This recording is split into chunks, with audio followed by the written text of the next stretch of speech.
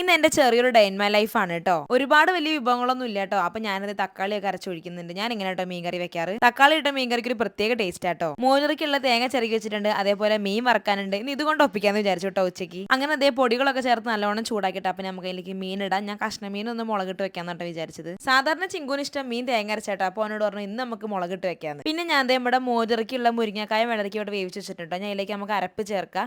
ഒരു തട്ടിക്കൂട്ടി മോരുകറി അത്രേ ഉള്ളൂ. അങ്ങനെ അതേ മോര് ഞാൻ അതിലേക്ക് ഒഴിക്കുന്നുണ്ട് കേട്ടോ.